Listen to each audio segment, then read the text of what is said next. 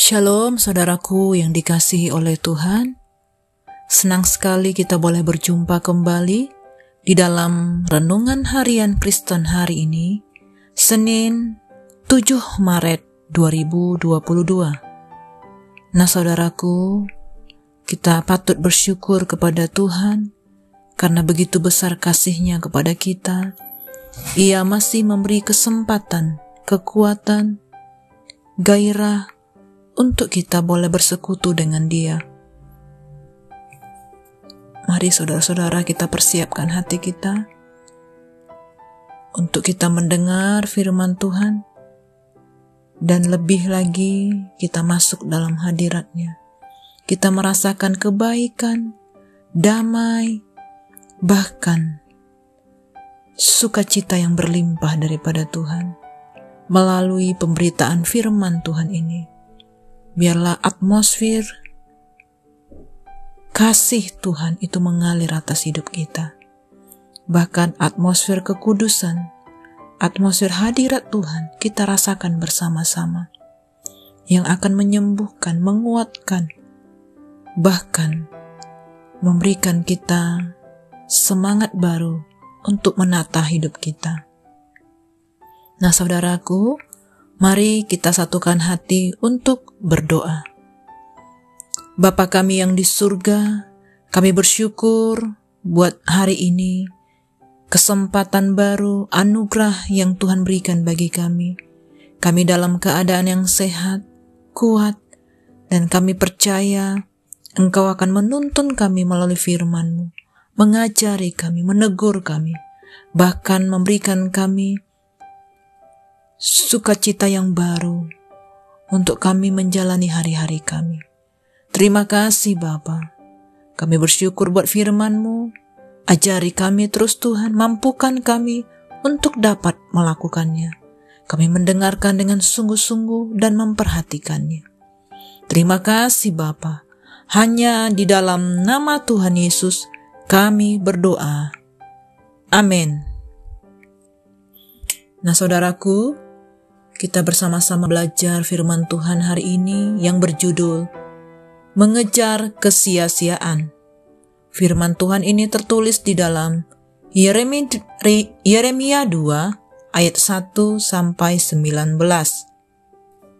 Mari kita Alkitab kita bersama-sama dan saya akan membacakan sebagian dari firman Tuhan ini buat saudara-saudara. Israel murtad kepada Tuhan.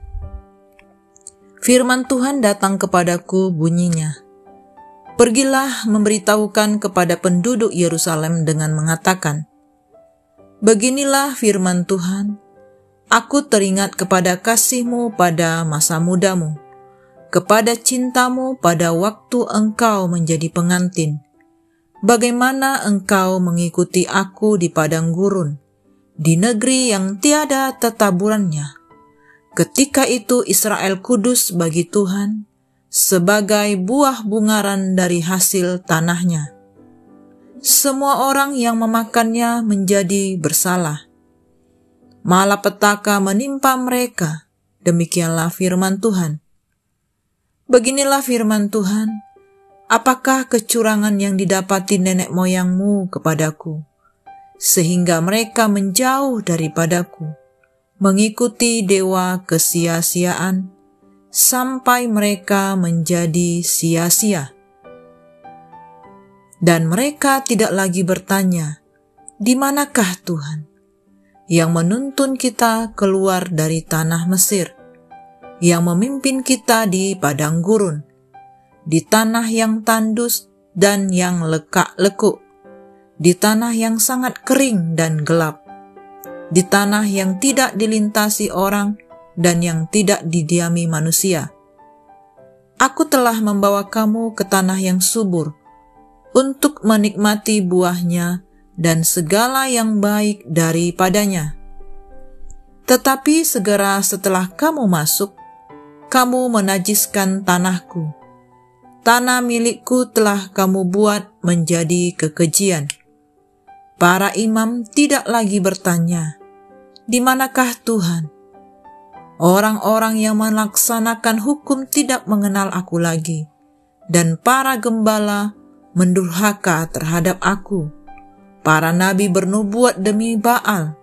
Mereka mengikuti apa yang tidak berguna.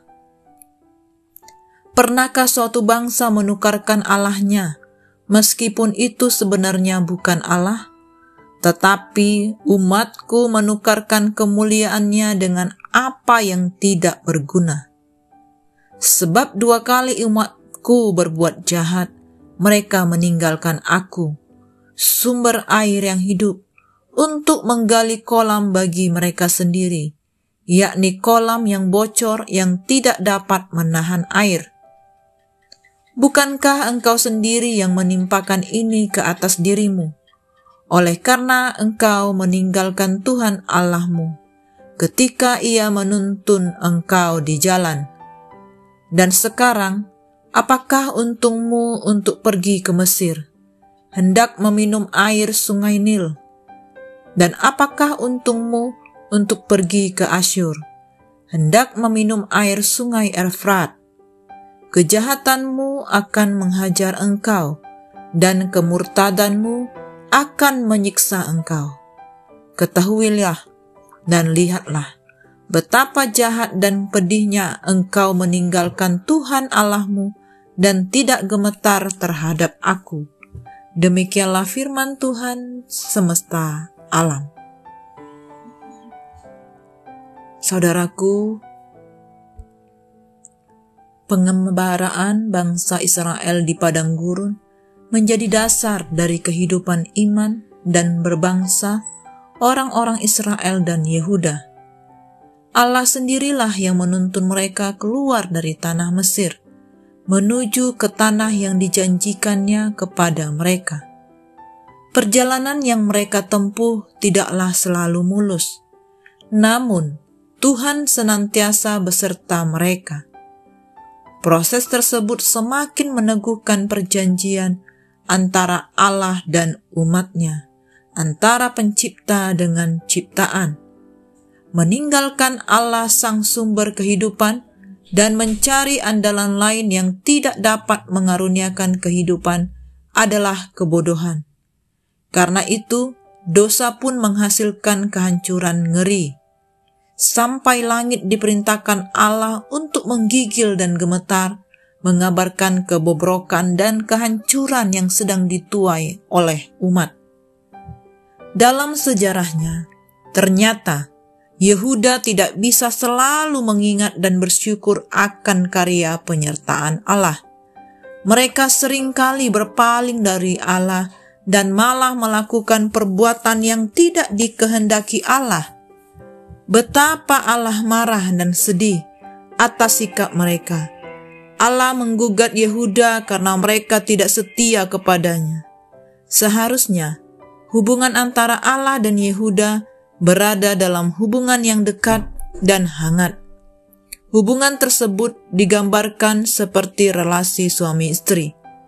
Allah adalah sang pengantin pria, sementara penduduk Yerusalem adalah pengantin wanita.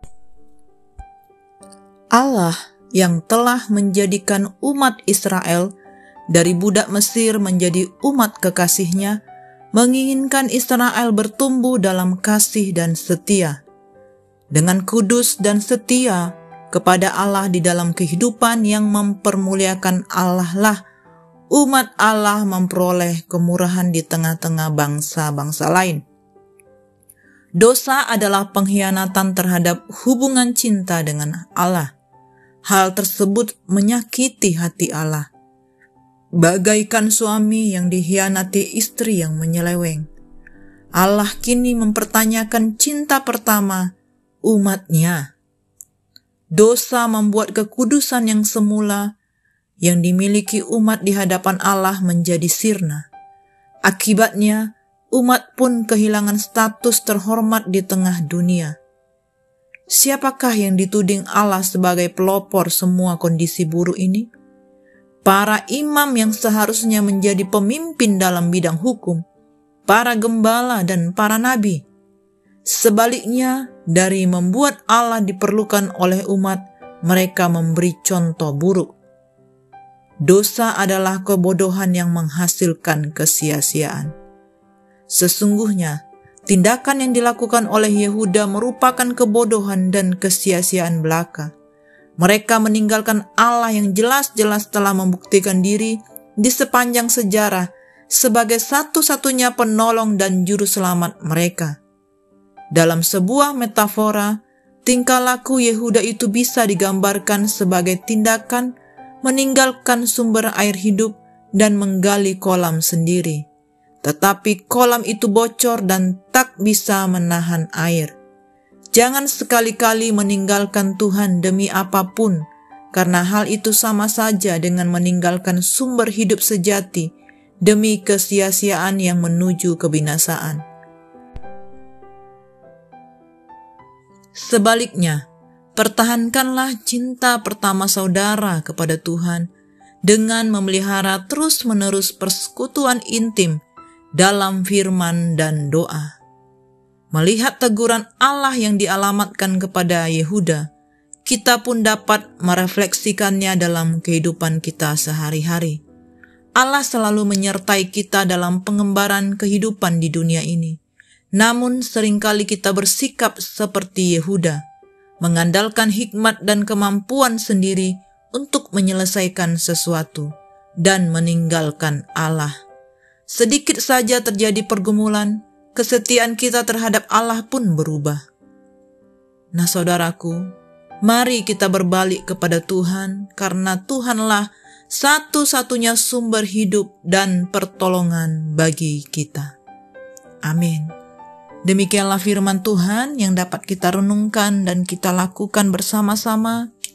Mari kita responi dengan iman, pengertian, hikmat yang daripada Tuhan, sehingga kita sungguh-sungguh hidup tinggal di dalam firman Tuhan.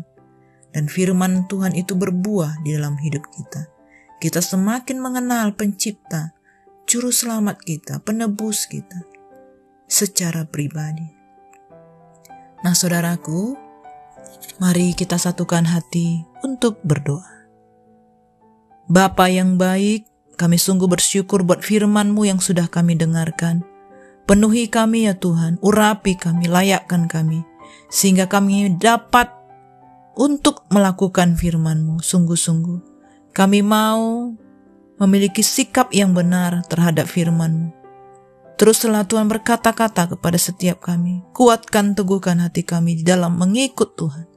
Ajar kami Tuhan, setiap bentuk kebodohan yang sia-sia, dosa yang selama ini kami lakukan, penyimpangan-penyimpangan pelanggaran terhadap firman-Mu. Ampuni kami Tuhan, ampuni kami ya Tuhan.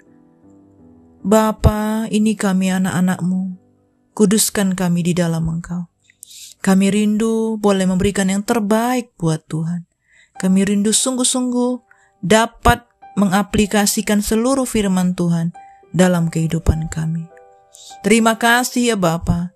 Ini syukur kami, doa kami. Kami percaya Engkau yang memberkati kami dimanapun saat ini kami berada. Kami yang sakit sudah disembuhkan dalam nama Yesus. Kami yang memiliki kesusahan hidup, Tuhan yang memberikan kami penghiburan, memberikan kami solusi dalam setiap masalah-masalah hidup kami. Terima kasih Bapa untuk kasih-Mu yang begitu besar yang kami rasakan. Kami percaya Engkau yang mengangkat kami sebagai umat kesayangan bagi-Mu. Terima kasih Bapa, hanya di dalam nama Tuhan Yesus kami berdoa dan kami bersyukur. Haleluya. Amin. Semangat pagi dan semangat beraktivitas. Tuhan Yesus memberkati.